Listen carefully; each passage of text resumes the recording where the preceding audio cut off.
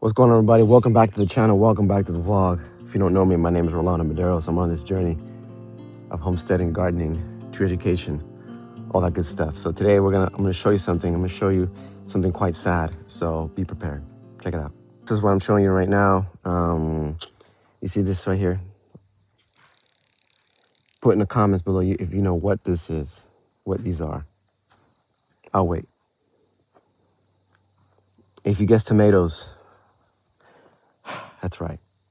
So what you see here, this is an example of what you don't want to happen in your tomato garden, especially if you don't have a greenhouse and you don't have, tomato ties and all that stuff. To tie from the top. It all depends if you have determinate, indeterminate tomatoes, but either or, your tomato should never look like this. You see how it's on the ground? That is just a recipe for disease, bugs, infestation. Tomato green hornworms, or I think tomato green, hornworms. They're these ugly looking bugs. Maybe I'll put a picture somewhere on the screen.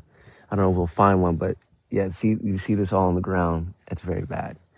And so one of the key things, if you don't have a greenhouse, if you don't have a place to kind of tie them up, I'm sorry, I should say, what you want to do is use what you have, because I know things are getting expensive nowadays. So what I've been doing is I'm using these stakes, these garden stakes. I think the people got them from Walmart, and I'm just tying them up right there. So tomatoes are a very peculiar plant. There is some fruit on there, but these are heavy feeders. They need a lot of calcium as well. They need a kind of calcium. They're looking quite nice. And you want to get a variety, since I'm in Florida, you want to get a variety that is resistant to the heat, especially especially if you don't have them under a greenhouse. You want to put them, and there's not ventilation. You definitely want to put them somewhere where, because the heat will get to them, unless you have heat-resistant tomatoes, a certain hybrid variety. And so tomatoes, what you want to do with tomatoes is you want to, before you plant them, first identify your zone. What zone are you in? Identify when your last frost is. I'm in Florida, so that ended a while ago. It is hot. You also want to amend the soil. If the soil has not been amended, before that, it'd be good to get a soil test. Some people do soil tests, some people don't. I do recommend it. Kind of similar, like you want to know what's going on in your body, you get a blood test, right? See what nutrients you're deficient in, what minerals you need, what's going on with your body. Do you have high inflammation? Do you have high cholesterol? Do you have low cholesterol? What's your blood pressure? You don't really need that blood test for blood pressure, but you get what I'm saying. So I recommend getting a soil test. I recommend tomatoes need full sun. Another thing is to see which plants work well, like find companion plants, like for example, French marigolds, like the orange ones. You want to do that. Yes, son. I'm coming right there. I'll show you. Hold on. Wait for me. It's my son. He has a little toy hippo. He wants to know where I put it. Anyways, so companion planting. What we did actually when I was in Alabama. We did orange. I'm gonna see if I can put a picture somewhere. We did orange, giant orange, the marigold, and we planted them around the same time. We seeded them around the same time. So when they came up, we just kind of transplanted them. And they grew up so nicely together. We had the best, when I was there at Uchi Pines, the best tomatoes I've ever seen. So we did that. I don't know if we did a herb, but you can do basil. Basil actually works very well as well. You want to amend your soil before. Because tomatoes are heavy feeders. So you want calcium. It's a big one. You want phosphorus. You want, what we did is we did manure. We did horse manure, aged horse manure. We blended it in there. We till it in there, I should say. It's a proper word. Also, one thing about manure, whatever manure you use, be very careful. Like, for example, we use horse manure. Neighbor had horse manure. The following year, I believe, the horses were eating alfalfa, a field that was being sprayed a forever graze on, a forever chemical. Those are very dangerous. It causes your horses respiratory issues, and it goes into the poop, and it goes into the ground, and it stays in the ground. So just be very mindful of using manure. Just check what is the feed that the animals are eating. Where's it coming from? Did they use chemicals? And when you want to use, if you use alfalfa, you want to make sure it's organic because they do spray alfalfa. Alfalfa is one of the things that are sprayed. So once you do all that, you mend the soil. They don't like wet feet, so make sure we did we do a mound? I don't think we did a mound. I don't remember. I think we did a mound, a small mound. You don't have to. If you have good drainage already, then maybe you don't have to. But I would recommend it if you're in a low-lying area, wherever you're at, put a mound them up. And what we did is we did 1.5 feet apart of the tomatoes. Some people say maybe 2, but we did 1.5 feet. And then in the middle, we did 2 feet. I believe we did 2 feet. And then in the middle, we did a marigold. And the results were beautiful. I'm going to put a picture somewhere around here so you can see it. Or I might do a slideshow. We'll see. So the tomatoes are very great. What you want to do also with tomatoes is you want to get rid of the suckers.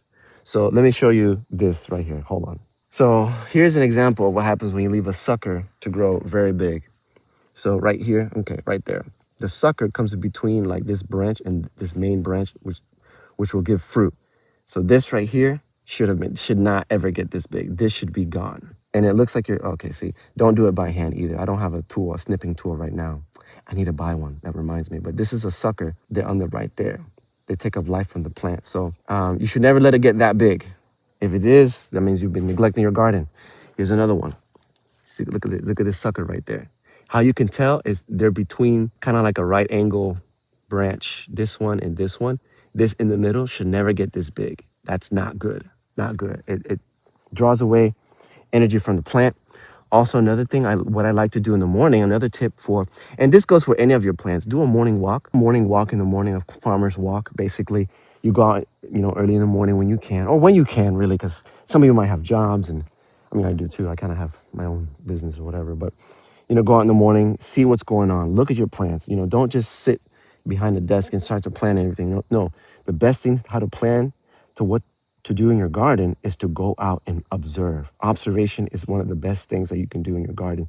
So you can plan out your day, right? Because you might be saying, oh, I need to weed this over here, over there, but you haven't walked your, for example, tomato patch, and you're like, this needs priority because they're laying on the ground, they're getting pests, they're getting worms, they can't be like that. So, so those are the kind of my tips to what to do for tomatoes. I show you a terrible. This is not a good example of what tomatoes should look like, but how they should be. Oh, one other thing. Let me show you the damage that one little tomato hornworm can do. Let me show you. Right here, this is the damage. Right here. I went here last evening. You could say this is the damage. Now, one little tomato hornworm, they can be like this big, can decimate a whole plant in one night. 24 hours, 48 hours, you'll lose your whole tree, your whole plant. So you see here, you don't want these. You see that right there? You don't want that on the ground. You don't want these by the ground right there. Yeah. So you could tell. One way you could tell if there is a plant, because they're hard to identify. They're hard to find because they blend in so well. And the birds have a difficult time getting them because they don't see them because they blend in. And they're very still, too. They're very strategic. So one way you can tell is, let me see, last night we found some over here. Let me see. I don't know if they're still there now because I moved some of these plants. But if you see like excrements, oh man. Let me see if I can find something to show y'all.